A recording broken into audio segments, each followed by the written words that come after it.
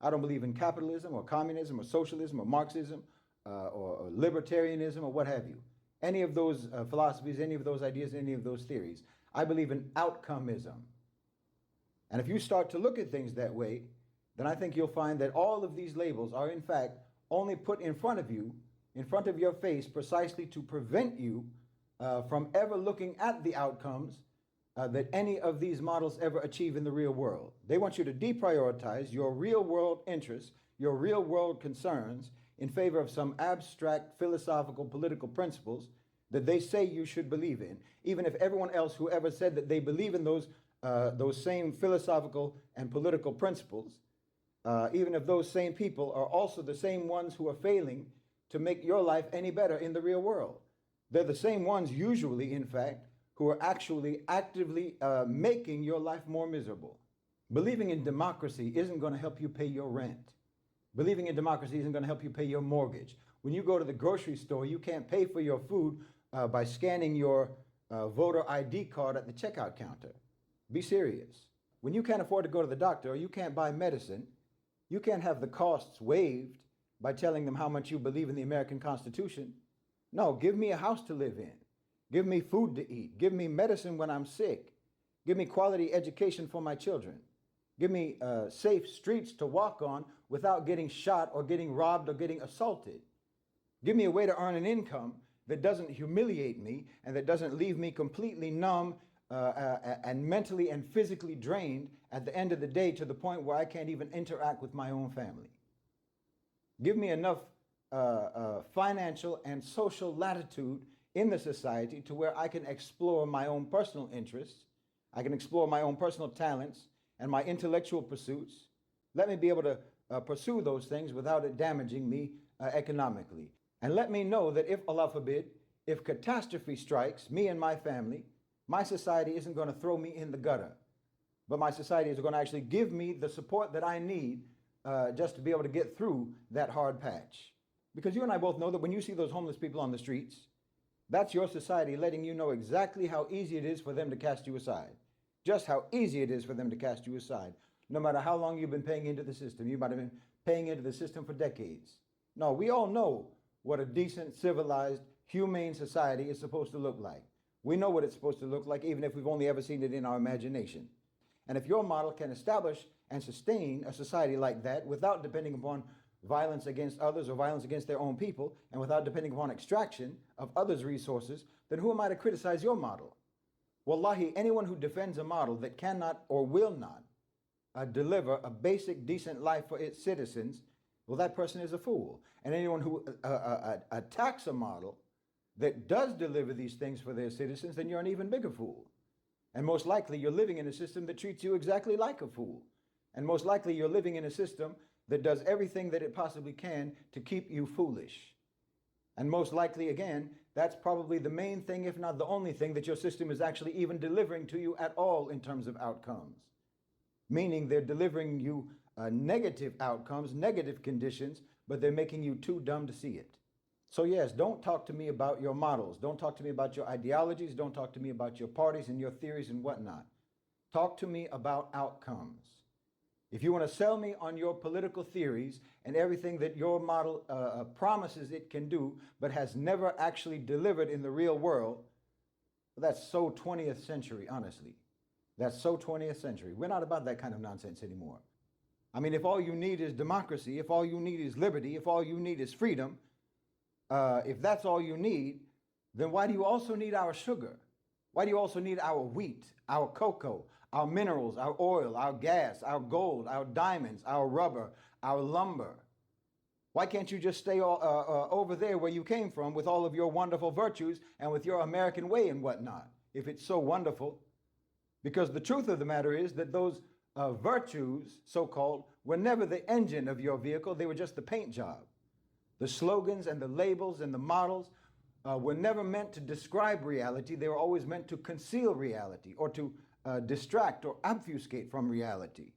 They keep trying to have you focused on these abstractions, these abstract principles, so that you stay in denial about the outcomes that you're living in. That's because your whole model, whatever label you attach to it, your whole model was in fact built just to be a machine that runs on other people's land, other people's labor, other people's debt, other people's blood, other people's exploitation, other people's futures. And that machine takes other people's freedom, and it takes other people's liberty, and it takes other people's safety. And this is why I keep telling you, you need to stop being hypnotized by this word democracy as if it's some kind of a magical spell. No, stop being fooled when they talk about human rights, for example. All of these things that they like to preach about. This is just another way of calling our societies uncivilized and primitive. That's all they're doing. Like we need Westerners, we need Europeans, we need Americans to come over and teach us about human rights. That's the same old colonial pretext. It's the same old colonial sales pitch. It's the white man's burden for the 21st century. Nobody violated our rights more than you did. What are you talking about? All of our societies care about our own people. We care about our own people. Your whole so-called civilization was built on violating the rights of human beings, our people and your own people. And now you think that we're supposed to listen to you telling us about what our rights are and how to protect our rights? No, we know very well, we know perfectly well how to protect our human rights, and it starts with us keeping as far away as possible from you. Because look, whenever they come to a place, whenever they land in a place, what do? The first thing they do is build a pipeline of dependency. They grab the ports, they grab the banks, the trade routes, the currency arrangements, the legal regime, the media ecosystem, the NGO ecosystem, the aid ecosystem, and they call that institution building. They call it nation building, right? That's what they call it. They call it development. Imagine, we were built up before you got here. We were built up, we were developed before you came to destroy everything. You come and you demolish everything, and then you set up all of these tools of extraction, and you say that you're helping us develop. And what does it develop? It develops our dependency, and it develops your access. It develops your ownership of our land and our resources. It develops your ability to turn our country on and off like a light switch. That's why they can scream about democracy. They can preach about democracy, while at the same time, we all know that they're perfectly happy backing dictators as long as that dictator is their dictator, is a loyal dictator, loyal to them. Because it was never about the label, it was never about the model. It was always about outcomes for them, positive outcomes for them, and zero outcomes for us. And the slickest trick in the game that they got you to believe in was that they trained you to argue about these models, while they impose conditions on you that they tell you that their models are going to save you from. They trained you to fight each other over these political theories, over these parties, over these ideologies and what have you, while they own the money system.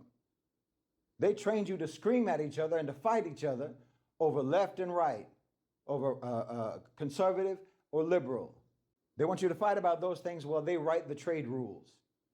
They trained you to talk about so-called values while they're busy taking the minerals out of the ground and shipping them away. That's what they value. They trained you to think that you're free because you get to insult the President of the United States. You can insult your politicians. You can't do that anywhere else in the world. Meanwhile, you can't afford your rent. You can't afford a family. You can't afford a doctor. You can't afford to be sick. You can't afford to even get old. And you have absolutely no recourse whatsoever to challenge any of that. But you get to mock Trump. You can make fun of Biden, so you must be free. Hallelujah. I mean, sure, you can also make jokes. Yes, you can also make jokes about the private sector elites. You can. The ones who rule you, who truly rule you, you're allowed to make fun of them too. But look at the nature of the jokes that you hear about the private sector elites. The jokes are always about how powerful they are, how rich they are, how much they control everything, how much impunity they have. Those aren't jokes, not really. Those are statements just to reinforce their authority, reinforces their impunity. What kind of freedom is it when the basic necessities of life are held hostage by people that you can't even vote out, that you can't even sue, you can't even boycott them effectively, you can't outbid them and you can't outlast them? What kind of freedom is it when your own society can't feed itself, can't power itself, can't secure itself, can't educate itself, can't treat itself, and can't afford to live without becoming a permanent debt slave?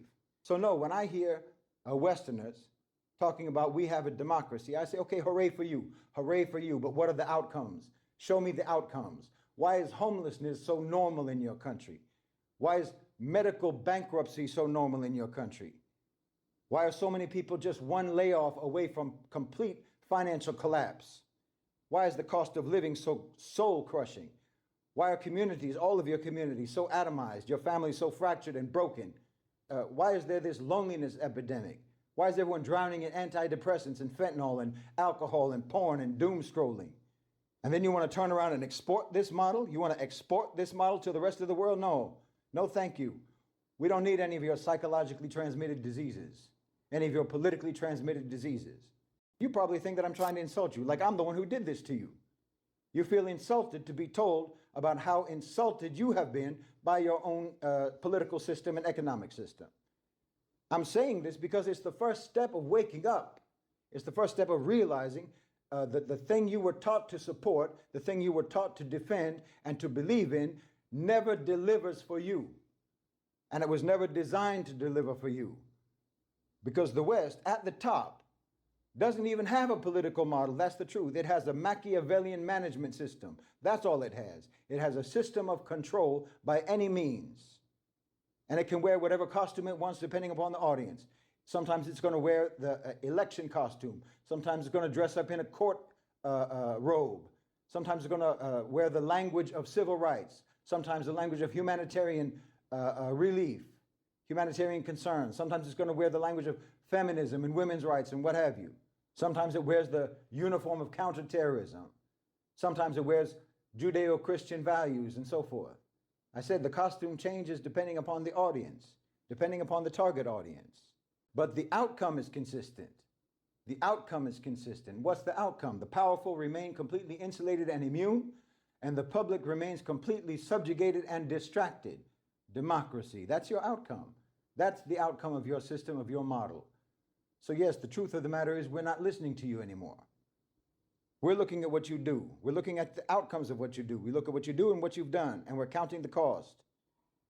We're looking at your outcomes, both in our countries and in your own country.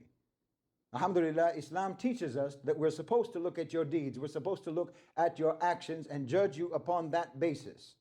And if your words align with your actions, then all well and good. But if they do not align, and they never have aligned, then we understand that the only way that we can ever possibly discern the truth about you is by watching what you do, and not at all by listening to what you say.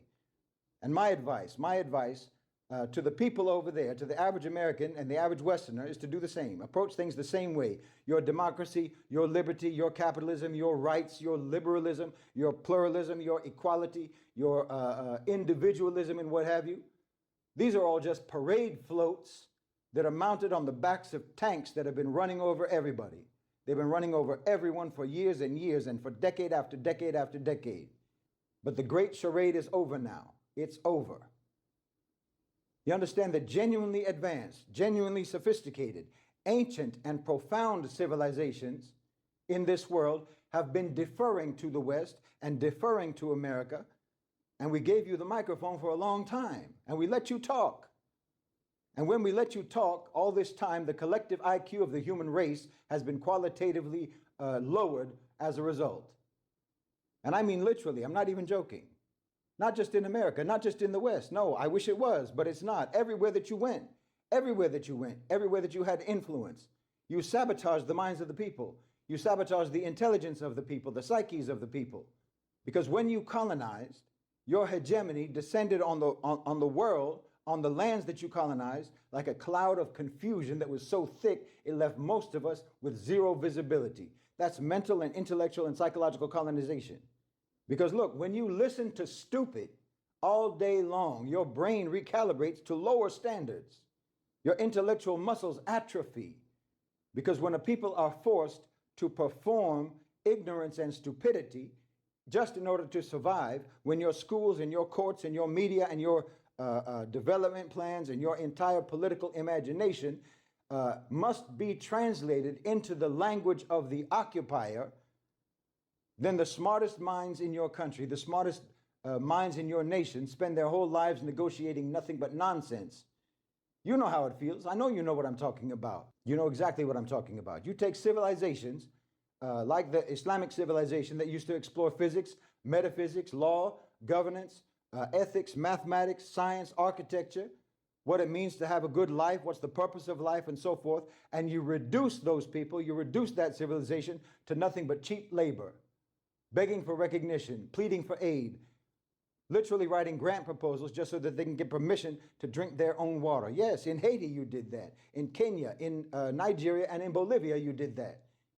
Our countries and our governments have been in a hostage situation, and our captor can only speak in monosyllables. It degrades your mind. Islamic civilization wasn't waiting for Europeans to come over and teach us anything. We didn't need you to teach us anything, not from a person in the country, in the land. China didn't just wake up when Portuguese ships showed up. No, Africa had empires, and the advancement of the people that you rob when Portuguese ships showed up. No, Africa had empires. They had trade corridors, they had scholarship, they had metallurgy, they had law, they had cities, they had systems of governance. They had systems of governance that the Europeans later pretended never existed. Because if you admit the humanity and the sophistication and the advancement of the people that you rob, then you have to face what a heinous criminal you are. What a heinous criminal you are for robbing them. Now, you didn't attack the Global South because you thought that the people and that the civilizations in the Global South were inferior to yours. You attacked them so that your inferior so-called civilization could claim superiority just by being able to gloat over the carnage and the debris that you caused from the people and the civilizations that were better than you. The people that you vanquished, not because you were superior, but because you were more savage. And think about the Americas, so-called Latin America.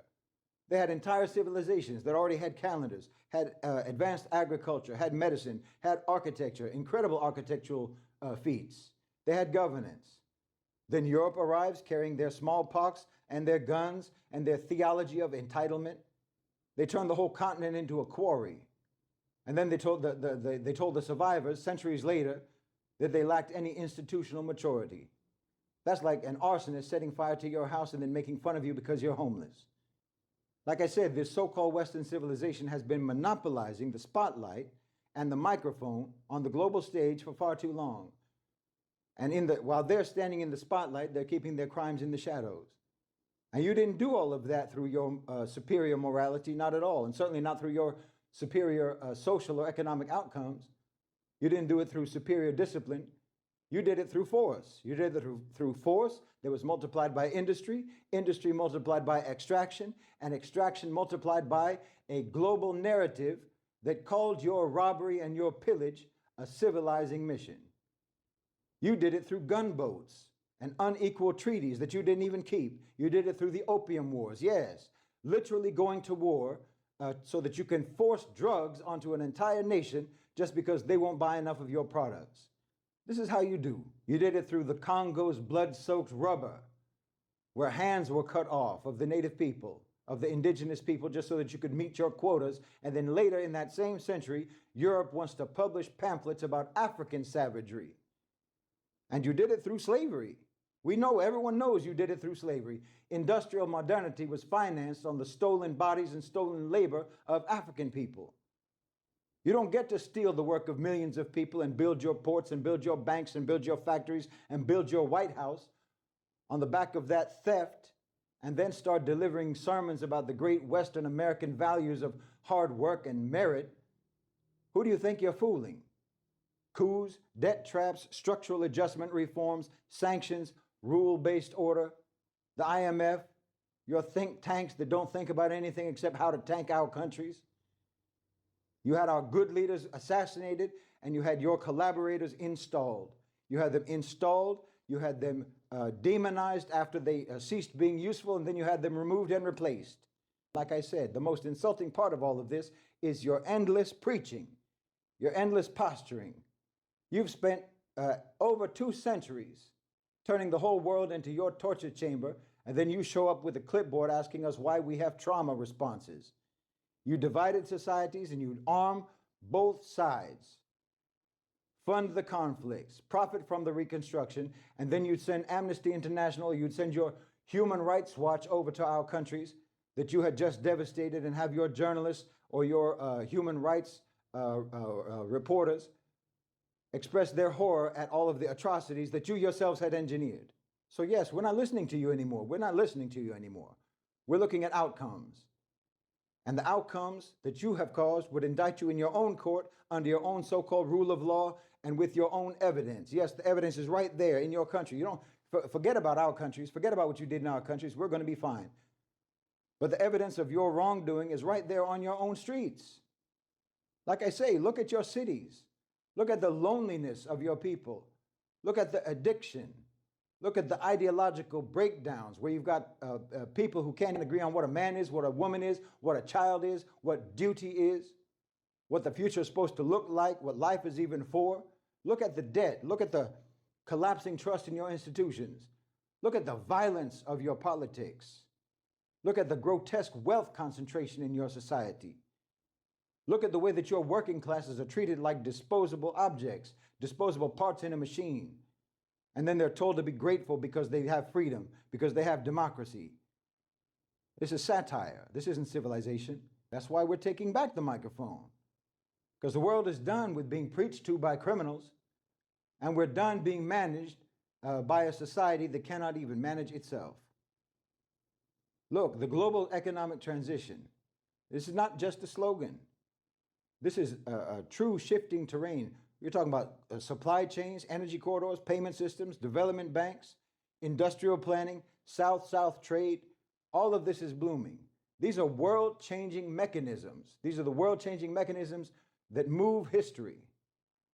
While Western media is busy manufacturing fake drama to keep you distracted, keep you occupied, keep you entertained, other powers in the world are busy building ports and rail and infrastructure, refining capacity, food security, currency arrangements.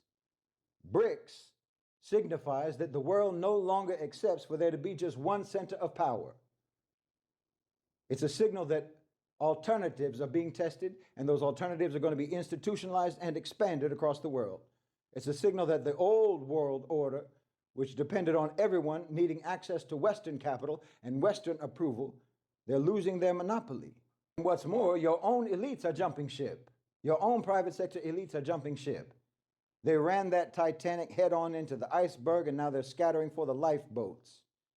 And all the rest of you in the lower decks, you were dreaming that maybe one day you'd be able to be in the dining hall with all the fancy people, but in fact, you're just going to go down with the ship. That's the outcome that they steered you into.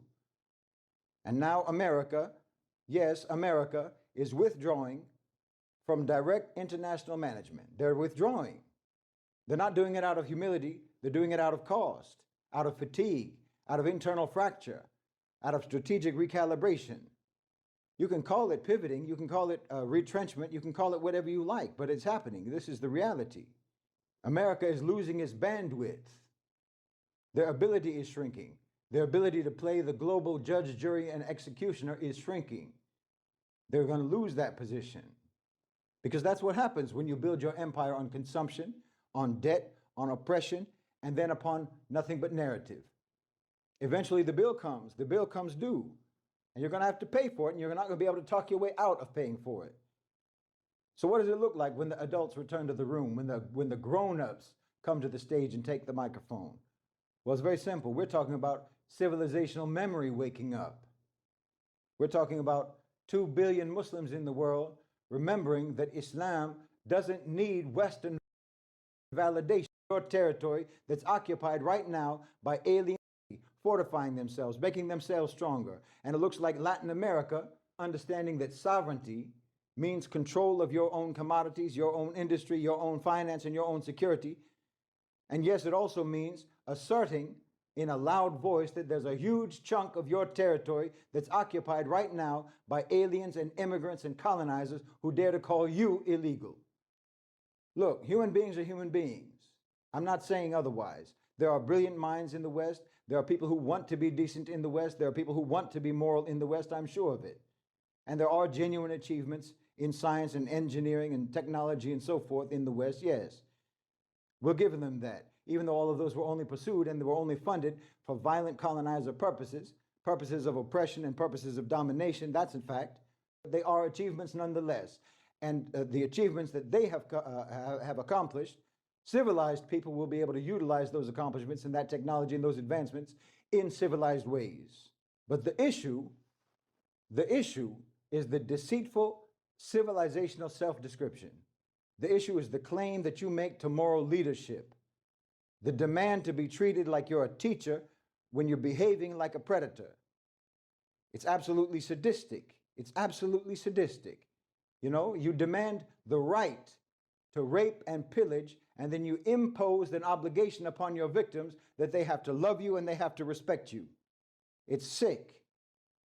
The issue is your values, which you always marketed as if they're universal, even though you universally contradicted them. You made sure that your own rights expanded at home, but were denied to everyone else abroad.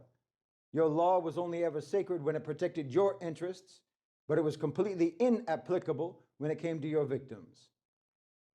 So the change now is not a birth of a new utopia. That's not what we're talking about. We're just talking about the end of a dystopia. That pompous American speaker is being escorted away from the podium, not by one big dramatic event, not by some cataclysmic event, not by some revolution, but by 1,000 mature, strategic decisions by civilized people, by trade routes, by new institutions, new partnerships, new manufacturing, new security arrangements, new cultural confidence, new refusal to internalize Western propaganda campaigns anymore, and a new refusal to accept any Western definitions and any Western epistemology and your theories and your parties and your models. And so I say to the people in the West, the rank and file, the ordinary people, the truth is you have a choice in this moment. You do have a choice. Like I've said many times, you can choose to cling to the fantasy that you are the center of the world, but then you're just going to become a bitter spectator, watching history move on without you and leave you behind. Or you can do something more dignified. You can make the more dignified choice and start honestly looking at your own real world outcomes, the real world outcomes of your so-called models and system. Tell the truth about your system and stop letting your ruling class use you as human shields for their crimes. Because that's what you do. Like when you say, but there are good people in the West. Be nice, Brother Shahid. That's just you offering yourself as a human shield for the wrongdoers, just so that you can try to deflect justified criticism and condemnation that is being expressed by literally 85% of the people on this earth. Because the world is moving on. The world is waking up and the world is moving on. The world is done, like I say.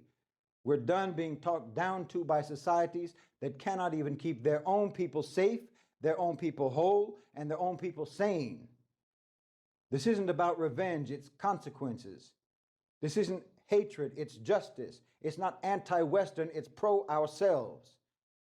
And the great irony, subhanAllah, is that the West spent centuries acting as though they were the sole authors of history, only to end up producing a world in which history can no longer be monopolized by any one author. So yes, we're not listening anymore. We're not listening anymore. We're building, we're busy, we're remembering, we're aligning ourselves with the civilizational instincts that we have, and we're measuring outcomes and we're counting costs, and we're judging by deeds and deeds alone. The era of listening to the psychopath's sermon is ending, and the era of adult conversation is returning. And that means that we have to stop arguing about all these Western labels, all these Western theories and models, and start working on our own conditions. And once you do that, then you start to understand what the real struggle is. It's not about monarchy versus republic. It's not about capitalism versus socialism. It's not left versus right. It's dignity versus dependence. It's self-sufficiency versus being a slave. It's whether you own your life or not, your own life, or whether somebody else owns all of the conditions that are going to determine whether your life is even going to be livable or not. So yes, keep your pretty words, keep your unrealistic ideological models, keep your party loyalties and what have you. Just show me the outcomes. Show me protection for the weak. Show me food for the hungry. Show me medicine for the sick. Show me a society that doesn't throw people away. Show me a system where your children have a future other than just being debt slaves or living as a drone, working as a drone for someone else's profit. And then after that, after you have achieved that for yourself and for your people and your nation and your society, well, then we can start talking about what you want to call it. You to go off into the meat grinder of World War I and World War II, over 500,000 American soldiers killed in Europe and in Asia, thousands of miles from the United States. And then basically some 20-something years later, the same message is repeated. And it's heralded as a great quote, it's heralded as a great statement from John F. Kennedy.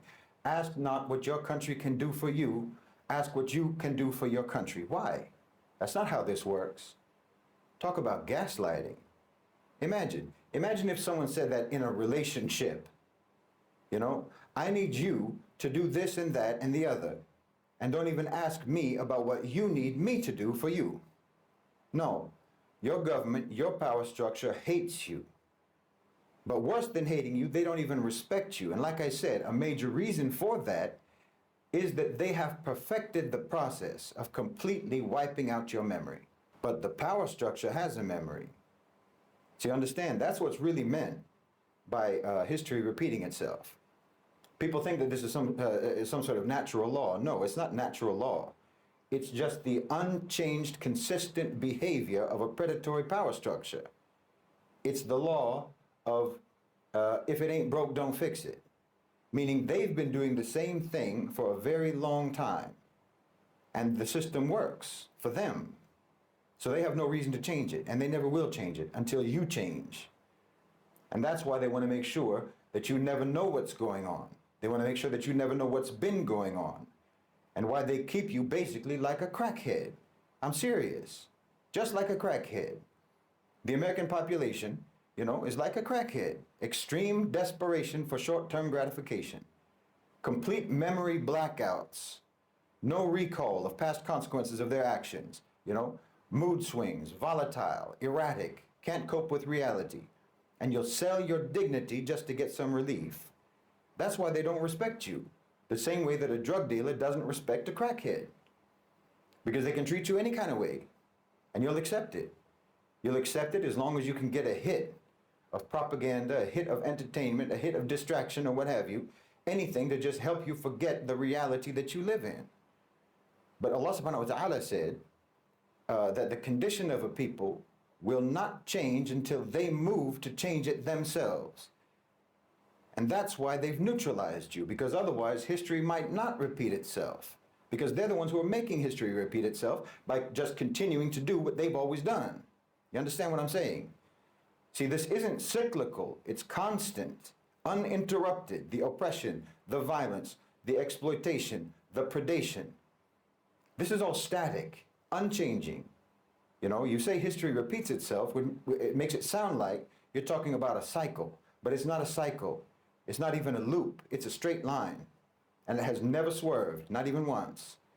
It's one scene. It's the same scene, year after year, decade after decade. And all they ever do is maybe change the lighting to make it look different, to make it look new.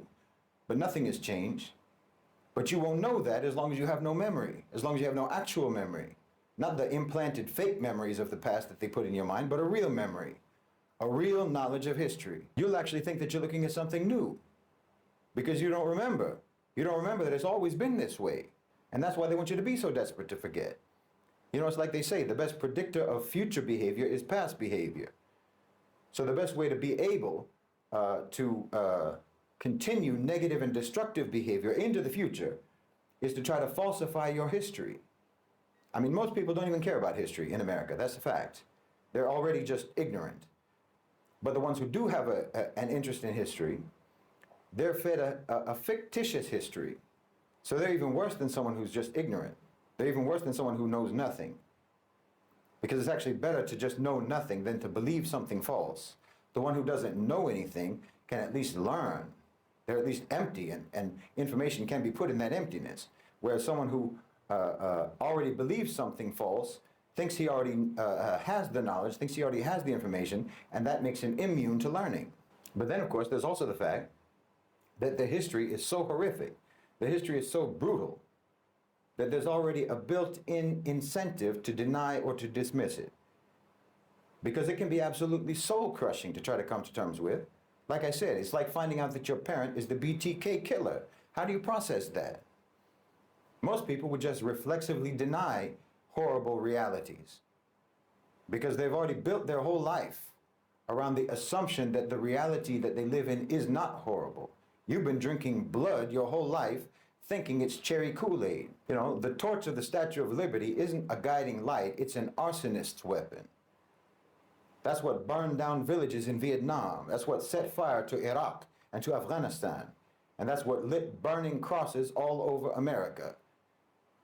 You've been living in an alternative universe. So-called white Americans are like Manchurian candidates, committing or being accomplice to heinous crimes decade after decade after decade, insulated by the hypnotic state of the false version of history that they believe. That's why I've said so repeatedly, your so-called civilization has betrayed you. Your so-called civilization has duped you. They got you to sign off on policies that they told you were for the protection of liberty and justice, but were actually policies for mass murder, crimes against humanity, war crimes, savagery, and enslavement, all for the profit of others. Others who view you as nothing but useful idiots. And now you're incriminated. Now you're accomplices. Now you're taking the fall. But you've got no one to blame but yourselves.